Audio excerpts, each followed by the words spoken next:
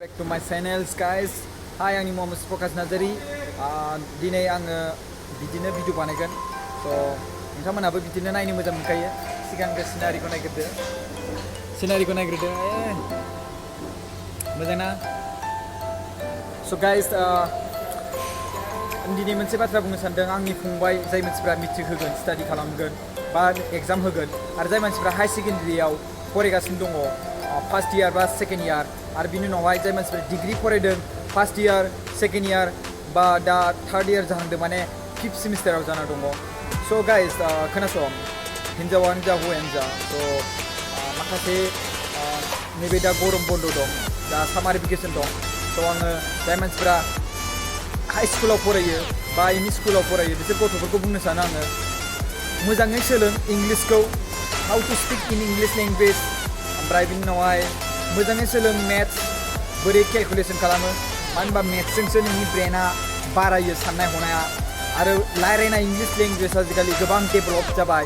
English रायलायनाय गासिबो फरायनाय स्टाडियानो जोंनि बर' रावाव गैया नालाय. स' इंलिशखौ डेभेलप खालामना ला, सोलों, ओरैनो थानो नाङा. मबाइल मोन्दों होननानै, बिदानि मबाइल मोन्दों होननानै बे नङाखि गेम गेलेनाय. आजिखालि पाबजि गेम, माबा माबि फायार, माबा माबि बिराद दङ. बाट आंथ' गेलेखायानो, टाइम वेस्टसो मोनखायो आङो. स' नोंथांमोनखौ आङो बुङो गथ'फोरखौ, स' गेलेनो नाङा बेफोरबायदियाव, जास्ट फकास खालाम गावनि लाइफआव. स' नों जास्ट गावनि फरायनाय लिरनायफोरखौ एसे नोजोर हो. बे नङाखि आङो सामार भेकेसन, दैज्लां बोथोराव दा गरम बन्द मोनबाय, कलेज बा स्कुलबो बन्द जाबाय. बे नङाखि नोङो जे आं फरायालासिनो थानोसै, गेम गेलेनोसै, माबा माइ गायनाय हालेवनाय. येस, सोरनिबा न'खराव माइ गायनाय हालेवनो गोनां जायो. स' बिनि थाखायनो माखासे प्रब्लेम जायो. बाट आं बिनि थाखाय बे बुङाखैखि नोङो नङा, अके. स' माइबो गाय, हालेवबो, बेजों लोगोसे नों फरायनांगौबो. बाट नोङो जुदि माइ हालेवनानै गायनानै जुदि नों फरायनो हायाब्ला, अब्ला नों बोरै नोंनि लाइफखौ जौगानो? अब्ला नों बेबायदिनो थाबाय थागोन, हालुवा जानानै बा माइ गायनानै जाग्रायानो बा माइ हालेवनानै गायनानै फार्मारानो, आबादारियानो जानानै थाबाय थागोन. स' ओंखायनो आं बुंदों आरोना, मोनसे डेभेलप खालाम, एसे टाइम लिमिट खालाम.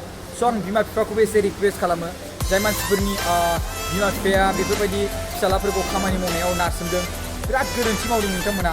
बिसोरनि लाइफखौ जानानै होदों. मानो होनबा फरायखांब्ला बेसेबां खामानि मोनो आरो बेसेबां, जास्ट नों फोरोंल' मोजाङै, आरो फरायग्राबो मोजाङै फराय, गोसो होनानै. सब खामानि जोबनो थाङा. नोंनि माइन्डआव जुदि गोरों दंब्ला, नलेज दंब्ला, एक्सपिरियेन्स दंब्ला, जेरावबो नों खामानि, चाहे बे गभार्नमेन्ट, चाहे बे कम्पानि, जेरावबो दं मोनगोन नोङो. स' ओंखायनो आं नोंथांमोनखौ बुङो, मबाइल जुदि बाहायदोंबा गुगोलाव गेम गेलेलाबाय, मबाइल मोनसे एन्ड्रइड स्मार्टफन बायदिसिना बायदोंबा गेम गेलेनानै डाटा गुगोलाव बायदिसिना सोंनानै बेफोरनो. जुदि कम्पिउटार क्लास सोलोंदोंब्ला, जुदि वेबसाइट डिजाइनार खालामनाय सोलोंदोंब्ला, वेबसाइट डिजाइनाव HTML CSS jQuery जाबा माने जाबा स्क्रिप्ट, JS एन्ड PHP बेफोरखौ गोनांथि. स' बिनिखायनो बेफोरखौ नाय, बेसिक नलेजफोरखौ. आरो बिनि उनावहाय सोलों, गोबां टेमप्लेटबो मोनो. स' बेफोरबायदि बानायनो सोलों. आरो डेभेलपारनि सायाव PHP मिथिखायो नोंथांमोना, जाय मानसिफ्रा वेबसाइट डिजाइनाराव खालामदों. जुदि वेबसाइट डिजाइन खालामनो रोङोब्ला डेभेलपारबो खालामनो रोंनांगोन. जुदि मोननैखौबो खालामनो रोंब्ला, अब्ला नोंहा सासे फुल एक्सपिरियेन्स थानाय बायदि जागोन आरो, माने रोंगौथि दङ. अब्ला नोंहा गोबां बेसेन गोसा भेलु सेलारि मोननो हागोन आरो. स' ओंखायनो गोसो हो. बे नङाखि मबाइल मोननानै गेम गेलेलाबायनाय. स' गाज्रि फिल्म नायनाय आजिखालि बेनबो जाबाय, नायनो हाला सार्चआव. आजिखालि बेन जाबाय, बिनि थाखायनो आजिखालि गाज्रि भिडिअ बायदिसिना नायनायफोरखौबो बेन जाबाय नालाय. ओंखायनो एसे एनै आजिखालि मोजाङै एसे जाबाय. मानो होनबा अब्लाबो खायसे माखासे नुबावसो, अब्ला बेफोरबायदि भिडिअखौ दानाय. नोंथांमोना जुदि माइन्डआ डाइभार्ट जायो, माने सोलायो, माने इन्ट्रेस्टआ बेलेग जायो आरो. फरायनाय लिरनायफोरखौ गारनानै बैफोरावनो थांबाय थानाय जायो, नायबाय थानाय जायो. स' ओंखायनो आं मोनसे रिकुवेस्ट खालामो, बेफोरबायदि गाज्रि भिडिअ दानाय. ओमफ्राय बिनि उनावहाय मुभिफोर नायब्लाबो एसे एनै नाय, बारा नायनाङा. जुदि मुभि नायोबा गाबोन सासे नायदाव, गाबोन समफोर सासे नायदाव. फरायनाय लिरनाय गासिबो गाव गावनो बुजिगोन. माने नों नायलाय, नों जास्ट गावखौनो नाय. नोङो जुदि फिल्म नायोब्ला नों बेसेबां टाइम लस खालामो. मोनसे फिल्मा 2 घन्टा गाहाम लायो. जुदि इउटुबाव नायोब्ला माखासे मोनसे फिल्मखौ नायदोलाय, ओमफ्राय मोजां मोनाखैब्लाथाय 1 घन्टासिम नायगोन. ओमफ्राय 1 घन्टासिम नायनायनि उनाव मोजां मोनाखैब्लाथाय बिनि उनावहाय बेखौ माबासिनलाय, स्किप खालामसिनलाय, गोदान फिल्म नायसिनलाय, सेयार्स खालामसिनलाय. बिराद टाइम थाङो.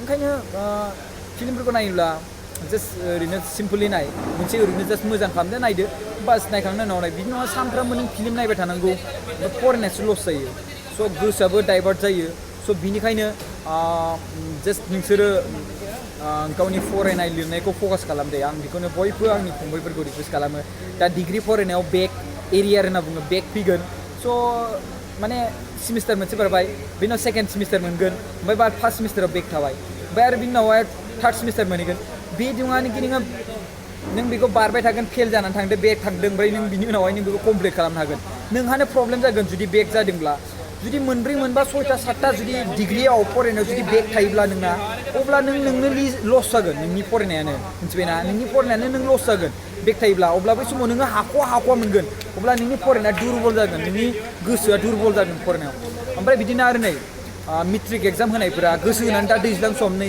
जानुवारि फेब्रुवारियाव जासिगोन एग्जामा स' दानो बे सामार भेकेसनाव मोजां गोसो हो सोरबा गोरों गोरा दंब्ला बेजों खारफा होसोबा सोलों स' बिनिखायनो आं रिकुवेस्ट खालामबाय गासिबो गथ'फोरखौ गोसो होनानै मोजां फराय नाजा जाय बुस्थुखौ खामानि मावदों ना जाय बुस्थुखौ फरायदों बेखौ गोसो होनानै फराय आर्ट्सआव फरायदोंबा आर्ट्सनि मोजाङै फराय साइन्सआव फरायदोंबा साइन्सनि मोजाङै फराय प्रेक्टिकेलि लानानै कमार्सआव फरायदोंबा कमार्स मोजां फराय एकाउन्टिं फरायनो रोंनाय बेंकिं मोजाङै फरायनो रोंनाय माने नलेज थानाय एकाउन्टिं मोजाङै बानायनो रोंनाय हानाय बिनि उनाव बेंकिंनि सायाव मोजाङै नलेज थानाय स' बेंक मेनेजार जानो हानाय बा एकाउन्टेन्ट जानो हानाय नङा होमबा स' बे फार्स्ट इयाराव जाय मानसिफ्रा ना मेट्रिक पास जाखांनायनि उनाव फार्स्ट इयाराव बिदिनो जाय मानसिया मेट्रिक पास जासिगोन फार्स्ट इयाराव ओरैनो जास्ट फेल जाबाबो बेखौ थिखानानै सेकेन्ड इयाराव होयो नङा होमबा सेकेन्ड इयाराव हाई सेकेन्डारियाव ना स' बिनियावनो बे समावनो गथ'फ्रा दुरबल जायो आसलथे आं बेफोरबायदिखौ खालामजानो बाबाय स' फार्स्ट इयाराव जुदि फेल जादोंबा फेल जानाय खालामखाथारनांगौ स्टुडेन्टफोरखौ बाट बेयाव फेल जाबाबो बेखौ पास खालामनानै सेकेन्ड सेमिस्टाराव होयो स' ओंखायनो बेखौ बन्द' खालामनानै बेयावनो दुरबल जायो गथ'फ्रा स' सिक्स सेमिस्टाराव माबा सेकेन्ड इयाराव माने हाई सेकेन्डारि सेकेन्ड इयाराव बेयावबो फरायनाया एसे दुरबल जानानै थाखासै नालाय स' बेयावनो फेल जालाबायसिगोन खायसे स' ओंखायनो फरायनायखौ जेब्लाबो इन्जय खालामनानै फराय बे नङाखि नोङो ओरैबायदि माबा मुखस्थ' लानांगौ फरायनायखौ बुजिनो नाजा इंलिसाव लिरनो नाजा एखेबारे इंलिसावसो जाजोबखासै नालाय जोंनाथ' बर'नि मिडियामनिया ओमफ्राय इंलिस मिडियामावथ' इंलिस मिडियाम गोरलै जासिगोन स' बुजिनो नाजा मा माने बुंदों आरो ना लिरनायाव बिजाबाव बुक्सआव मा बुंदों बुजिनो नाजा बेखौ ओमफ्राय बेखौ एक्सप्लेन खालामनो नाजा इंलिसाव जुदि इंलिस रोङाबा सोलों गाव गावनो बखिनो गाव गावनो गोसो सिं रायलाय जास्ट थिंक माने इंलिसजोंल' सान नोङो माबा मोनसे ओंखाम जाहैनोसै आं जास्ट इंलिसजों सान बेफोरबायदिनो स' गाइस दिनैनि आइडिया बेनोमोन गथ'फोरनि थाखाय स' बाय